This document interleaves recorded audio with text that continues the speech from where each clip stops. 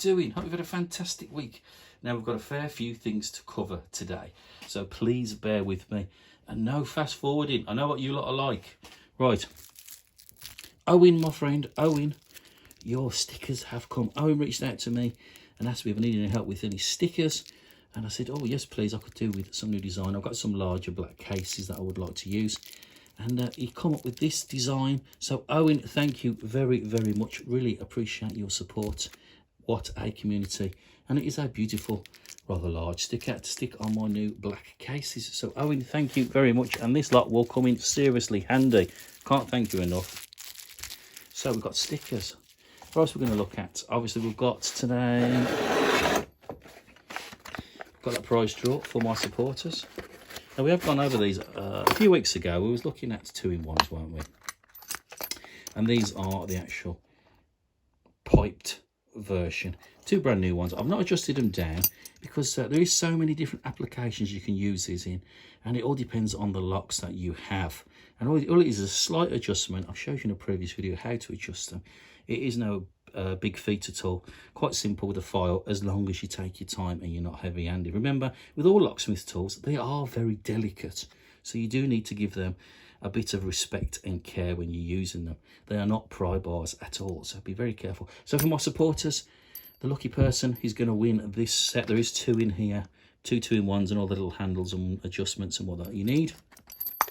And they sell these on Banggood. I don't get nothing for promoting them, but I thought it was a nice little useful tool, which was inexpensive and usable and very universal. So my supporters, one of you is going to be lucky enough to get this, and I shall post it out after this draw straight away, so you do. So if you do want to become a supporter and you do like the content of this channel, the link's in below. You get 15% off the shop. You get entered into that free prize draw every week, and there is loads and loads of additional training videos on my actual website. Lots of free downloads. There's a forum, quite a lot going on. All it is a small subscription fee once a month, and you can cancel anytime you want. It is not a problem. So enough of waffle about that. Supporters make my world happy. Now I bet you've been looking at me me shiny stuff, ain't you?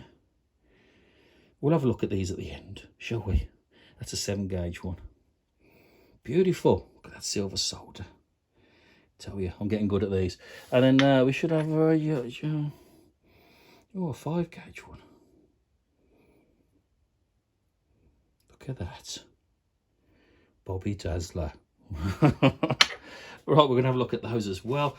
Also today, loads and loads to go through. I did receive another one of these sets. Purchased it. And I did notice I hadn't had one of these before. There is actually, in this particular set, there's a warded tip that comes with it. I didn't have a warded tip before. I used to get 2 tips, but there was an additional one. I bought it myself. Didn't request it. Didn't tell me to do a video. I don't get nothing for sponsorship or nothing like that on any of these tools. I just buy them and see what they like, see if they work or they don't. So we're going to look at a warded one and what it works in. And I have, if you can tell, I've had a little tiny bit of solder on there. I have been telling you for years you can never add on, but if you're really, really careful, I just wanted a little bit more height. And I thought, can I see if I can try and make it work? I've never done it before. So I added a tiny, tiny little bit of solder on there and shaped it down to the actual picking tip. It's not perfect, but it does work. And we'll have a look at this in a warded lock. So these are the non-piped versions. So you do get, that one. You can change these. I mean, you could cut that piece off. Slim this down a little bit from the back so it'll fit whatever lock you want in that pin non-piped. There's another one you get, say, the little 2-in-1s. They're all nice steel, a little bit of sandpaper, slightly bit of adjustment, and that's a usable tool as well. And you get all the bits and bobs with it, all the handles and whatnot. Another jobby on Banggood. Not bad. Some people reckon they get for about like 20 odd quid now, so something quite cheap. So we're going to look at that. We're also going to look at, this is the warded one we're going to use for that 2-in-1. You can see that warding there on the case. So I was testing it out on a few. That's why I needed to make the height a bit different. So we need to make sure that warding goes through there. And it does on this particular lock. And we'll have a look in this a bit more detail. I had a few more questions on these non-curtain locks. This is a 7-gauge 5-lever non-curtain lock, and we'll have a little bit more in-depth look into one of these. Really nice that we've got a clear cover. That helps for you to absorb a bit more knowledge and information, especially if you did watch that series on barbecued skewers and you're having a little bit of problems trying to get through some of these 5 levers. This video might help you out, so please stay with me and check it out. So we've got loads and loads and loads and loads to cover. So what we're going to do is we'll get over to the vise and we'll have a go at these two, and then we'll come back. We'll have a quick look at the shiny stuff, and then we'll do the prize draw. So see you over there in a moment. Okay, let's have a look at a few bits, see if this will help anybody out. So we've got a 5-lever non-curtain mortise lock. Okay, so there's 5 levers in this. It's non-curtain. There's a few questions asked about tension and different ways of picking it, obviously with a visual aid, like I'm going to use this clear cover today. So again, we've gone over this a few times, but you know, anybody new who's not watching might find it interesting. So we've got a 7-gauge, it's the thinner of the two, about 2mm tension tool. Well, it is bent bit of wire, nothing special, but it's made out of real strong spring steel wire. You get less flex. So the trick is you gotta go in the keyhole, and the actual part we're looking for is just over there. So we'll zoom in a little bit so you can that helps you see a little bit better. So we're going to go in there, and then we're going to slightly go towards my left and then push forward. We're in, and then you should be able to see it. It's just dancing about just behind those lever pack in that part there. Just adjust the camera so you can see a bit more. It's just in there. It's just right behind that pack. Right, so we're going to back up a little bit so you can see. So that's there. Now we're putting pressure, downward pressure here, by pushing forward. When I mean about flat and flush, the back part of that needs to be flat against the case. You don't want to be having your angle so it's leaning too far forward, because all it's going to do is get in the way of your actual levers itself. So you're sort of pushing in and holding in that position. Now there's loads and loads of different ways you can pick these. You can pick them from the front of the pack. Even though this is orientation on the other way around, you can actually lift it from the front of the pack there or the back. Okay, so you can do both. I find from the back is easier because you've got more lift. It's a less of a distance there compared to the lift there, because your fulcrum point's there. So you've got a higher lift that sort of side. It's a lower lift, so your lever's going to be a little bit lower and tighter there. But we'll go for a few different things. So the easiest way, of course, is we're going to use one of these. We're going to try and lift it in one. Even though there's a bit of radical bitting in there, you can see the different lever configurations. There's lots of different heights. They're not all the same. But we've got no false notches, so that's not going to be a big issue. So we're going to get our wire. We're going to go in. Now, if you push your wire straight flat against the case of the keyhole there, what you get to see, you're going to miss. So you don't need to be there. You need actually to be just below that keyhole, so that point there, so you can actually get a full lift. And that's what you use your thumb for, to balance while you're putting pressure with this hand, pulling down. Only light tension. Remember, you got to try and keep it flat as well and flush, because if you don't, it's going to drift. So down here, we're not all the way over here, we're actually down here. So we're going to go in, and all we're going to do is lift. And you see it's started to hold already. And when you see we do that little jiggle, so we're going to do a little jiggle, lift the pack, you'll get stuck there, and you just need to give it that little nudge. It'll be one lever that's not, there you go, that's not going to go. So that's gone to the bolt. So again, the trick is to get everything flat, flush, get in the right position, and put that pressure on, and there you go, she's gone again. So we jiggled it through. You're not just lifting it just the once, because it won't work. Especially if you've got a bit more radical bitting. You need to have a little jiggle around like that. Change your angles a little bit, that does help. So we'll back up and we'll do that so you can see a bit more. And that's with the thickest wire. The thickest wire here, which is about 2.5,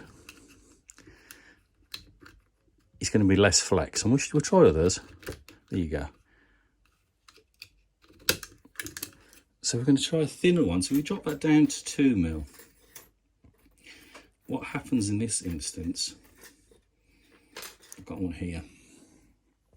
You get a bit more flex now, but you can, in tighter spaces, that do help.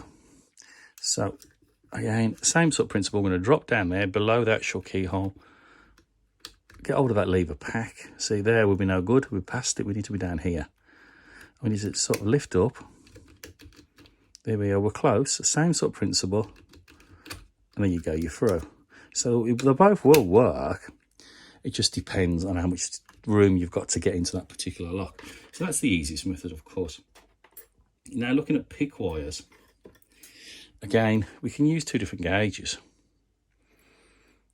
on here. We can use the 2 mil, or we can use the 1.6 or 1.57. Now, all the only difference by using the different thicknesses actually is the thickness of your actual wire.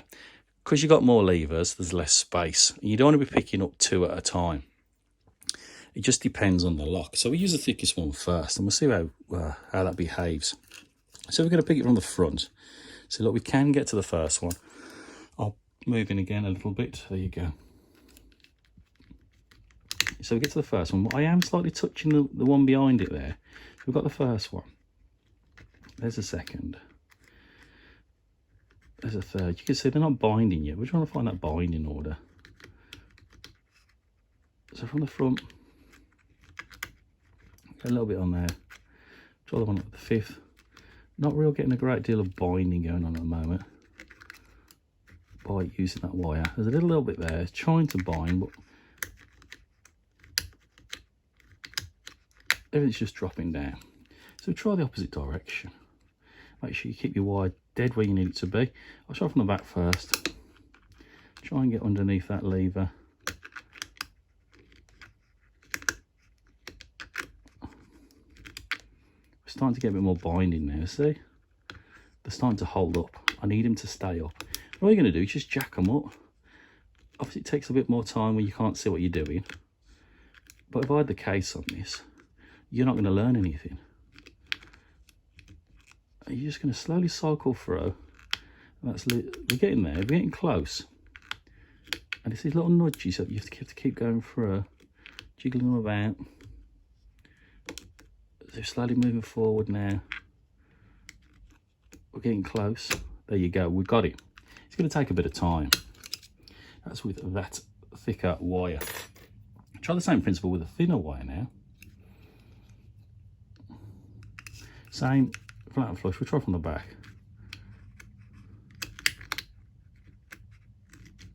Are we going to get any more binding with the thinner wire? Where's the back? Oh, starting to a little bit. I'm not touching the next lever next to it, which I was doing a little bit with the other wire, because there's no way you can keep it dead straight, not all the time. I mean, you can have a door as well. So we're going to slowly cycle through. I feel for those levers. There's the 4th. Trying to get onto 5th. That's 5th. Same sort of principle. You're going to cycle through. You can adjust your tension. If you're not getting much bind, you add a bit more tension onto it.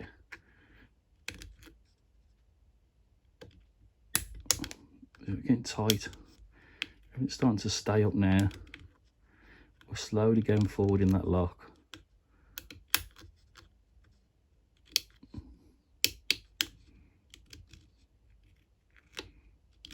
See, we're getting close. See, she goes. She's gone. So there's loads of different ways. I mean, in the plastic case, they're not quite going to behave the way they normally do. But that's just a difference of using 2 different wires in both lifting and picking. So I hope that did help somebody. Again, I said, I've done loads and loads of videos in the past where they've got the covers on. You're not going to see what's going on, and to try and visualise for when you try and have a go. It helps as a visual aid. I know it's not perfect, but it does help. Plastic covers are not brilliant because you do get a bit more flex and don't bind as well, so you've got to adjust a little few things. But as a visual aid, it's the best way of doing it, I find. So that was the 5-lever non-curtain. And then we'll have a look at, we're lucky with this quite one. It's just got a little plastic case.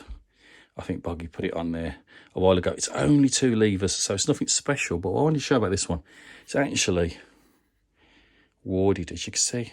Some slight warding on that case. So to try and get a wire in there would be a bit more tricky. And we will try.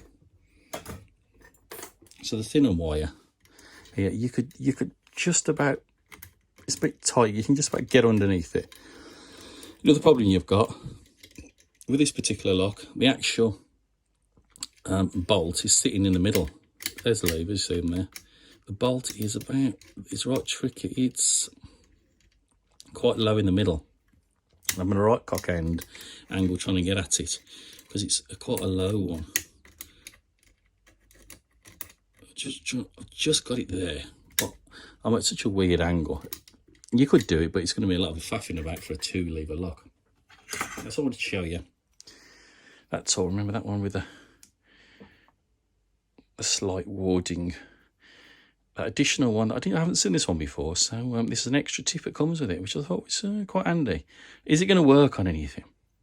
And I said before, I've actually, trying to focus, created a higher tip. I've added on. I always kept saying to you, you can't add on.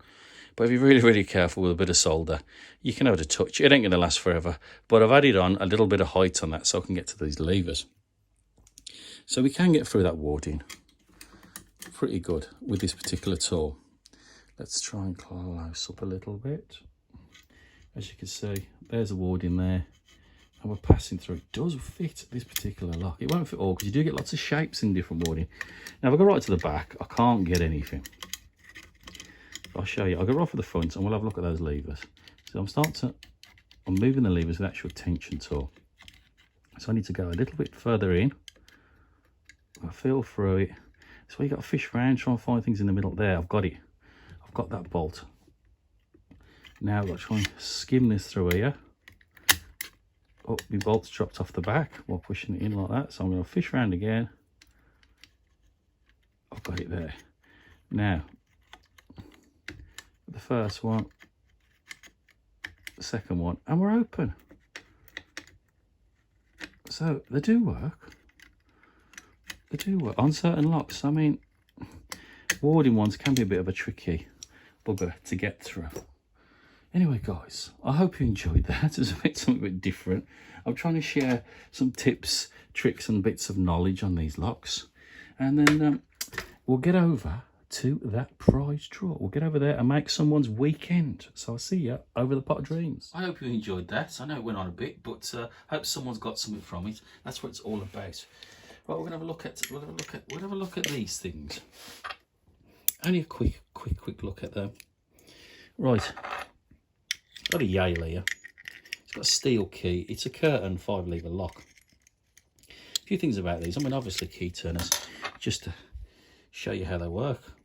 Now this is just for locksmiths, really. Lock sporters do not need to know this, so close your ears at the minute, lock sporters. This is for emergency use on qualified locksmiths. So key turners, that little part there is going to engage in that tiny little bit of the curtain. So that gap part there.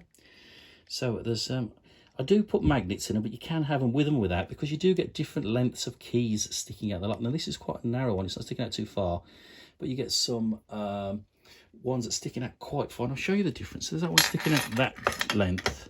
And the reason you can have them with or without, put one over here. You see the actual distance, that one's sticking out there, so it's very difficult to set a point to where I need to put the magnet. So I do them with or without, really, for that very reason. There's a few things you can get around the situation. So we're quite lucky. So we're in this sort of position here where it's actually thrown a little bit, so we're quite close to turning it. That's not a problem. We're going to get that part there. We're going to push it into there, and then we're going to, and all it's doing to do, grab all that key. That's what these do. It's slightly magnetic, so it's going to pull it forward. But say if you didn't want one with magnets, what you could do is, and you have this problem where it's actually, now it's flat. See, the key blade is flat in the lock. Someone just like locked the door and just left it flat. Or they could have, you know, left it that way and you turn it quickly, you're going to catch it. It depends how people leave the key set in the door. They could lock it and then lock it right and leave it in that position. Or they could lock it and leave it in that position. Now what happens is, when you start poking stuff in and out there, you're going to push that in. And then it won't turn because part of the key blade is actually protruding out the lock. So what you can get, well, it is dead simple. A couple of neodymium magnets, bit of a tubing. Grab hold of that. Pull it forward. Now you can get in there with your key turner.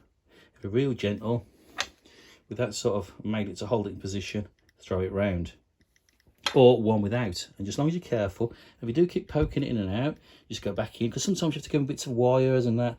And if you've got quite a thick door like that, it is quite difficult. So just a bit of a neodymium magnet in a bit of a pipe can get you out of that problem.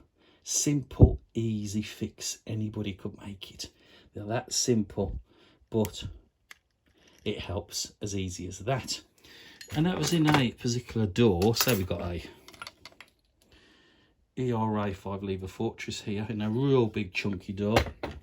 So what we're going to do, same sort of principle. We're going to line that up with a particular hole where it is in there. Have a little fish round. And then you're just going to try and grab hold of that curtain and spin him round. That's all we're trying to do. Your little fish round. And there you go. And that's what happens in a door, a very tight situation. And because there's a magnet in it, it's going to hold it into position like that. So it just depends. There's quite a bit of pull on it. So key turners. So lock sport people, now you can uncover your ears. I'm not talking about key turners anymore. But I hope that these tips help you. Let's move out of the way. Right. Who is going to be the lucky winner this week? It's pretty good. You're going to enjoy it. I think you're really going to enjoy it. As long as you take your time, you're going to get through it and you're going to use quite a few different locks. It's going to expand your knowledge on picking locks. Right, guys, thank you very, very, very much for your support. I hope you enjoyed the video I posted this week on the Leggy on the website. And thank you for all your comments and suggestions. That was brilliant. Right, so we want one person.